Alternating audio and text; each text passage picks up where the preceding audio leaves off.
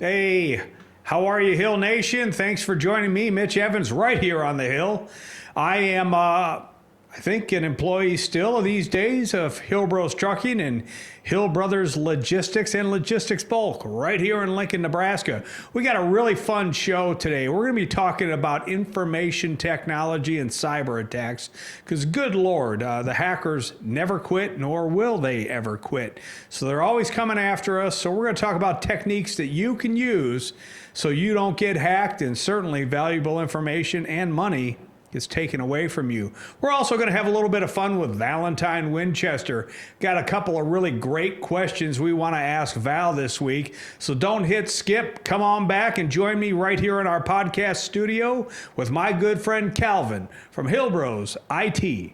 We'll be right back. Hey, welcome back. Mitch Evans here on the Hill.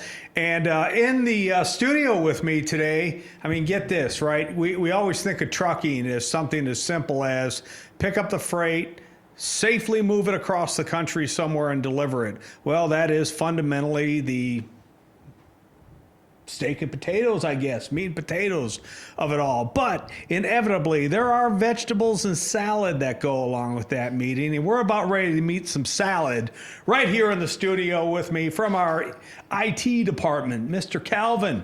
Calvin, say hello. The salad, eh? What's going on, Mitch? Well, you're that green thing, right? That children, don't want to eat the vegetables and all that. Yeah. But hey, let's be honest. In this world where we're constantly under threat for cyber attack, I mean, real quick, just sum up. What is the importance of a good, solid information technology team for the trucking industry? I mean, any IT team, hopefully the goal is to improve the security of the company and every bit of it, users, computers, machines, doing everything we can to make sure everything keeps flowing smoothly. Yeah, and there's no getting around it. The days of you truck into a truck stop and you get on a pay phone and you call your dispatcher and then you write things down. I mean, those days are over. Everything is technology based. We got cameras, we got tablets, we have software up the wazoo about how to move that freight efficiently and effectively, and it's always under threat. So I got a couple of canned questions here I'd like to ask you about. Is that all right? Of course. Let the interrogation begin. Exactly. Where were you on the night of last night? Home. All right. What was what are the most common cybersecurity mistakes people make at work and at home, and then certainly that professional truck drivers might make while they're out on the road?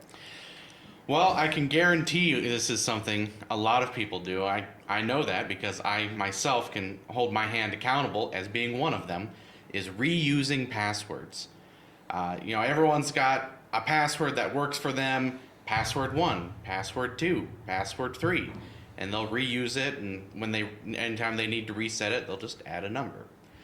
I am unfortunately just as guilty as that. I'm the IT guy, and I will definitely might mark myself at fault. But you gotta be smarter than that on most days. You gotta have a little bit more, I'm gonna say, effort into it than that, because it's just not safe. It's not safe reusing them across everywhere, because anyone or any bad actor gets one password, they almost have the keys to the kingdom, so to speak. So it's very important that you keep your passwords varied and that you try to at least keep them somewhat random. There's plenty of tools that help people with that. There's password managers, password randomizers, generators that'll keep all your passwords stored and have them be 20 characters long, super random, where you'll never know how to type them in yourself. But if you don't know what they are, it's hard for anyone else to know what they are. Yeah, and that was going to be my question. I'm as guilty as probably the next person. Dozens and dozens of portals that require a username and password. Mm-hmm. And there's no way I can remember all those passwords. And so I store it in Google or some other device. How do you feel about those storage protection entities that, exactly to your point, how safe are they? First off, shame on you for putting them all in Google like that. That is unfortunately something a lot of people do. They keep the password book or the notebook or the sticky note next to their monitor. That is almost just as unsafe Okay. as just keeping them out there, because at least the physical book, what's to stop someone from just coming over and reading them right off your shoulder there?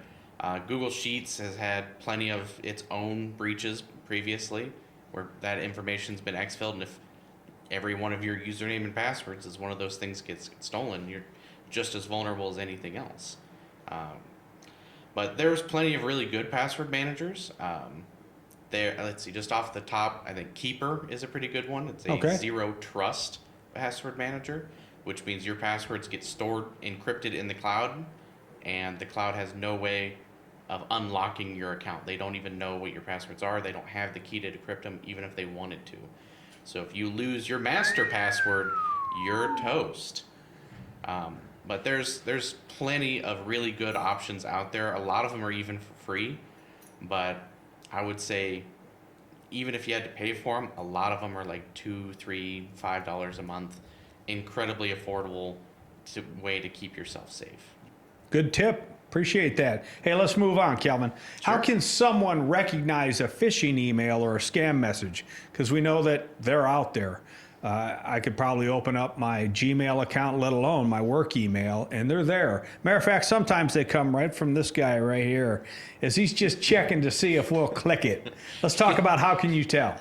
Yeah, we do send out quite a few simulations on our own, but there's a lot of blatant phishing that goes out there, things that are so low effort, it's almost become a joke. It's the guy over in a different country is trying to send you money to avoid taxes. What's your bank information? That's been a long-standing joke in a lot of things, but something that really gets a lot of people in today's world is that kind of shock and awe of urgency and threatening in some way.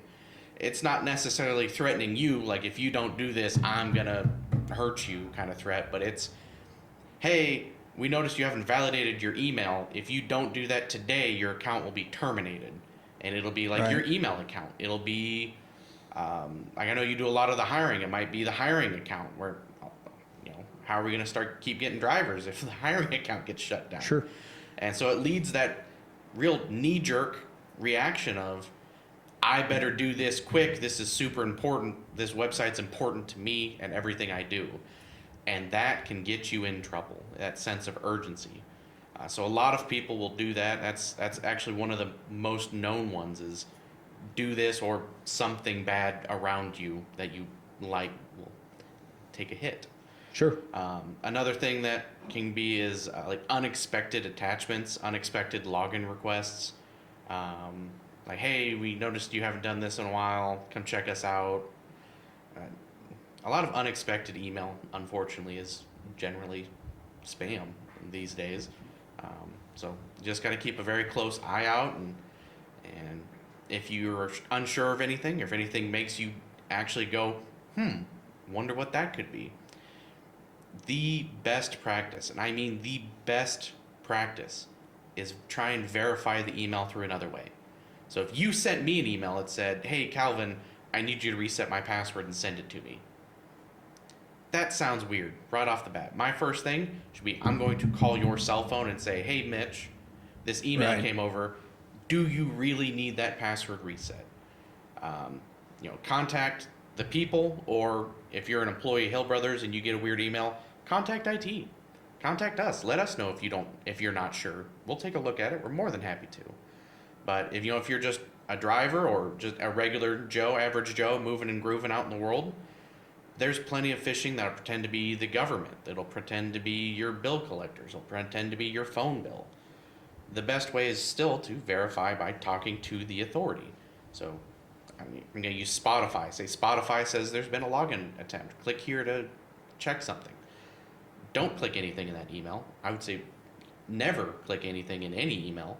Always go to the official websites to get any of the support information.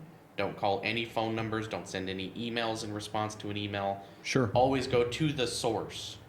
And then from there you can say, Spotify customer service. I got this email. do you see anything wrong with my account? Did someone try and log in? They'll either say, yeah, we sent you that email, we noticed something weird, and they'll tell you about it, or they'll say, I have no idea what you're talking about. And you know right then and there, either way, it was a phishing attempt, and they didn't send you an email, or it wasn't a phishing attempt, and you needed to talk to a representative anyway. Sure, sure. So if I got an email from Major Corporal Colonel Johnson of the Royal Canadian State Highway Patrol, and they wanted me to take thousands of dollars from the cash drawer and put it into gift cards and put it under a rock, what would you say? I'd say no, don't do that. And wouldn't that be great if everybody did follow Calvin's advice and didn't make that kind of mistake? True story. I know somebody at a restaurant who heard something very similar over the phone, and next thing you know, they're at the Walmart getting gift cards and putting it under a rock. Always check your sources. There's no such thing as a Corporal Major Colonel of the Royal Canadian State Police. Mm-hmm. Hey, let's move on, Calvin. What simple steps can people take today to improve their security? Rottweiler? For home Ring security, cameras? I'd recommend it. You know, everyone needs a wonderful guard dog. What about bad attitude and firearms? You know, if you have the right and the ability to carry and in your home, I recommend everyone do what they can and what they're comfortable with. But awesome. IT wise, let's talk about cybersecurity. You know, we got the right to bear these arms, but for cybersecurity, Arm and hammer. Look at Calvin go. I know. It's not real impressive, but one of the truly impressive IT tools is multi-factor authentication. Whether you're doing text message verification, having emails or some kind of 6-digit code sent to your email through the company, or you have an authenticator app, which is what I personally recommend above the other two options. Right. Because it's always possible your email gets compromised. It's always possible that you lose a cell phone, any other way that you can go around it. But a multi-factor authentication app and using it for as many websites as you have is incredibly useful, because say I do find, Mitch's password is Mitch Evans and the password's password1. Oh, look at that. He just gave away my password, Haley. Can you believe that? I'll try. I mean, what a wild guess, and he nailed it. I will cut it out in post, I promise. But even if I knew that information and I'm trying to log into your accounts, it's going to say, great, now what's that 6-digit code? I'm already stopped.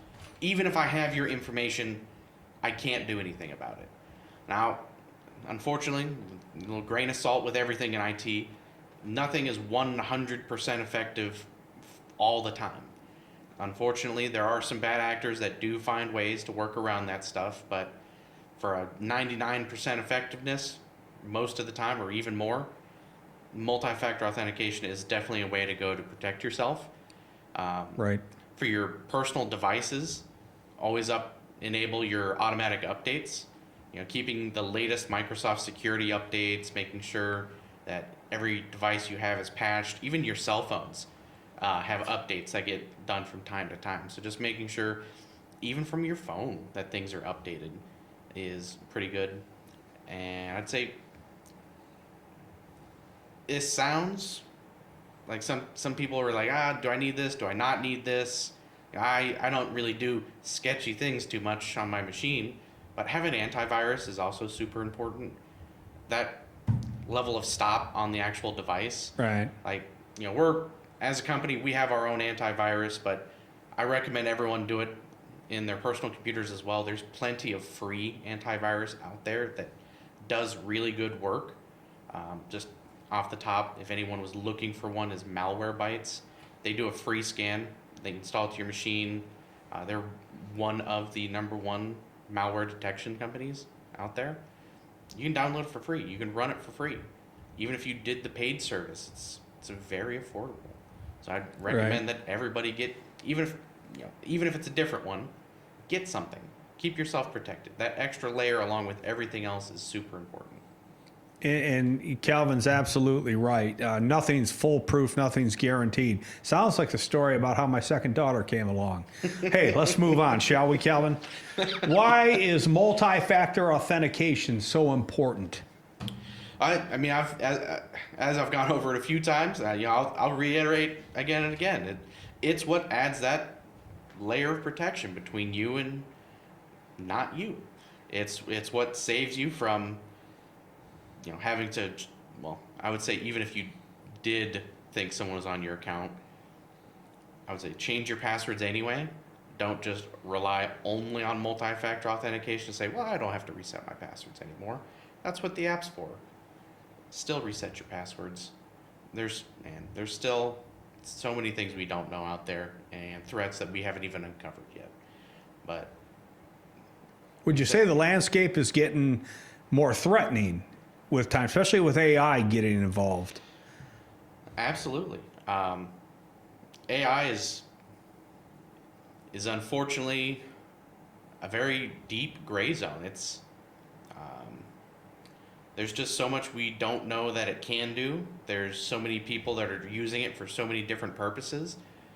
There's people who've maybe never touched any code at all in their life, and they're like, well, let me AI this up, and if I had to write it XYZ way, and people don't even need to know how to write these things anymore to make malware, because ChatGPT or any other open AI or equivalents will just tell them how to do so. Each of those companies have gotten better at restricting that and marking out what's sensitive content, what's not sensitive content. Right. But there's still, unfortunately, so much we don't know, and just AI in general it's incredibly useful, but Sure. it can be incredibly dangerous. It's a double-edged blade. Absolutely. I mean, like so many technologies in the past, right? There are pros and cons, good and bad. And in the wrong hands, I'm sure it's going to cause all of us a lot of headaches in the future.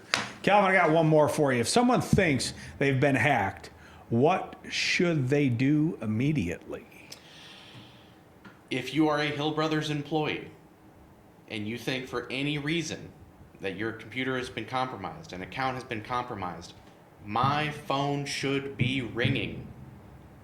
If it's not my phone, it should be John's phone, it should be Ganesh's phone, it should be Michael's phone. And for everybody that's not at Hill Brothers, those are all the members of our IT team, all talented. So if you're not a member of Hill Brothers, hey, don't call Calvin or anybody else. But you need to be calling somebody on your team.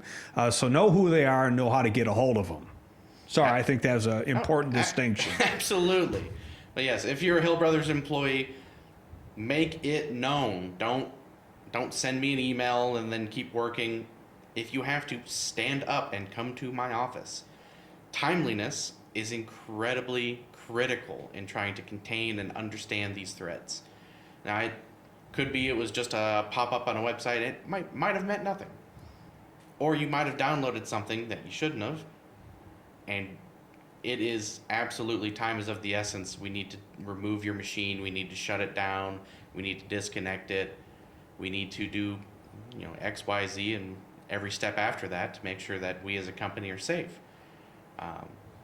Even as a personal, for anyone's personal devices. If you think that it's been compromised in some way, then try and do as best as you can. If you think it's your computer, turn your computer off. If you think any of your accounts have been compromised, it's time to start going through the list Right. of the things you log into and start resetting your passwords. And the very first thing I would recommend that anybody reset is their email, because every other account is almost always linked to your email. They're going to send any password resets, any reset requests to the email. So the thing you should secure first is the thing that gives you access to reset every other tool you have. Very good. Good tip. Calvin, can you think of anything else you'd like to share with our podcast nation? Which, by the way, Haley, if memory serves, is up to 8? 8 what? 8 people. Oh, yeah, I think. Actually, it's more than that. But yeah, people are watching. People are listening. This is your chance. What else would you like them to know? Let's talk real quick, Calvin. Where'd you grow up? Let's get serious for a second. Let's talk about something really interesting. Are you a born native Nebraskan? I am born and raised here in Omaha. Well, right now, Calvin, we're in Lincoln. What do you think of the town of Lincoln? Now, I live here. My children were born here. Haley was almost born here. I don't know. I've gotten a parking ticket or two here, so Yeah. them meter baits are on point. But otherwise, it's all right down here. The food's pretty good. All right. Well, Calvin, quite honestly, hey, man, I appreciate you stopping by, talking about these things. We know they're a threat. Hey, look, the hackers are going to keep coming at us every single day, and they're going to find ways to break into our systems. Hell, we just have to look into the international news. Just last week, Canva got hacked, and they sent out to 270 million worldwide students a notification of they need to pay the ransom or I'm going to share my information with everybody. Not sure where that's landed yet. Have you heard anything about that one? I read through it a little bit briefly. I don't read through that stuff too deeply. I don't look into like the deeper breakdowns. I read probably the same news article everyone else did. If I remember right, it wasn't super sensitive information, but it's stuff you don't want out nonetheless. I think it had names, addresses, student IDs, favorite colors, favorite colors, favorite pets' food, names, mother's maiden names. Yeah. But from what I saw, nothing that would ruin anyone's life got let out. So luckily they were able to undo it pretty quickly and restore the ransomware software from their machines. So we know it can happen, certainly happen on a very large scale. So don't click those links, two-step verification, call your IT team. Hey, thank you, Calvin. When we come back after this, we're going to talk to Valentine Winchester. Maybe we'll ask Val a little bit about what he or she, whatever it is. What is it, Haley? Well, it's Val. It's whatever. We're gonna ask Val. What's Val think about cybersecurity and hacking? So do me a favor, don't hit skip. Come on back right after this. Hey, welcome back. I certainly want to express my gratitude again to Calvin for joining us here in the podcast studio and talking about things that you can do to make sure you don't get hacked, because the cyber attack folks just are not going to give up, whether they're from another country or right down the street. We got a lot of bored people out there always trying to break in. But real quick, hey, let's switch directions and bring in my good friend, Valentine Winchester. So what I want to do is, hey, Val, let the Hill Bros Nation know that you're with me here on the Hill. Give me a sound check.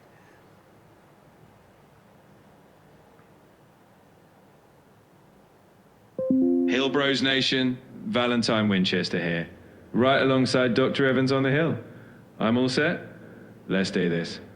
Oh, that's terrific, Val. Hey, I got a question. We just had Calvin from Information Technology, our IT team, here in the studio, and we talked about things that the average user, the average person can do to mitigate the risk of being hacked. Valentine, what are the top 3 things that the average user can do to not get hacked, whether on their computer or on their phone? What do you got? What are those top 3 things, Val? First, use strong, unique passwords and a password manager. Second, enable two-factor authentication for extra security. Third, keep your software and apps updated. Those updates often patch security holes. Follow those and you'll be a lot safer. Great tips, Val. That's almost exactly what Calvin was talking about just a little bit ago right here in the studio. But now I want to shift gears, Val, and we're going to walk through some of the generations, because we got all kinds of generations out there trucking. So to begin with, what I want to know from you, Val, the 1970s, what was the funniest TV show on television? 1970s, which one was it, Val? It's hard to pick just one, but MASH was a huge hit in the 1970s, mixing comedy with heartfelt moments. It's often considered one of the funniest and most iconic shows of that decade. That's a good one, Val. I think I have to agree with you. Probably number 2 for me would have been the television show Taxi. Hey, now we're going to jump to the 1980s. Val, 1980s, what was the funniest television show that America watched? In the 1980s, Cheers was definitely a standout. The bar where everybody knows your name had people laughing across the country, and it's still a classic. Geez, Val, you're 2 for 2, buddy. That's a great one. I watched Cheers my entire life, so I love it. Let's go to the 1990s, Val. Funniest television show in the 90s. In the 1990s, you can't leave out Friends. It had people laughing week after week, and it's still beloved today. That group of pals made the 90s a lot funnier. Well, 3 for 3, Val, although I'm guessing there's probably some folks out there that would make the argument that Seinfeld was 1 and Friends were 2. But hey, tomato, tomato. Let's start moving into the decade where our producer, my good friend Haley, was born. Because the 70s, 80s, and 90s, I'm sure that maybe she's seen on Nick at Night some of these television shows, but certainly no reference to seeing them produced every week. Val, we go into the 2000s, from 2000 to 2010. Funniest show on television. In the 2000s, The Office was a huge hit. The mockumentary style, awkward humor, and unforgettable characters kept people laughing. It's definitely a standout comedy of that decade. All right. Certainly was a standout. I don't think I've ever seen one episode of The Office. Never got into that one, but I'm definitely familiar with it. All right, Val, we're going to go one more decade, 2010 to 2020. In that 10-year gap, what was the funniest television show in America? From 2010 to 2020, Parks and Recreation brought a ton of laughs. With its quirky characters and heart, it became a comedy favorite of the decade. A lot of people still love Pawnee. That's a good one, Val. Really, really funny. I won't even ask you 2020 to 2026. The decade isn't quite over. And let's be honest, who the hell's watching television anymore?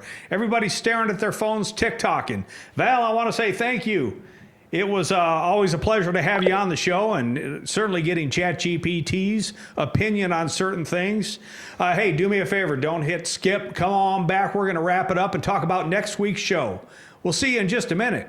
Hey, thanks for joining me. We had another really fun show. We got to talk to Calvin from the Hillbros IT team about things that you can do to not get hacked, because nobody wants to wake up and find out that their 401k or their bank account has been emptied, because good Lord, we know people are trying. We also had a little bit of fun with Val. Hopefully some of those TV shows from the 70s, 80s, 90s, and the odds definitely hit your ear the right way.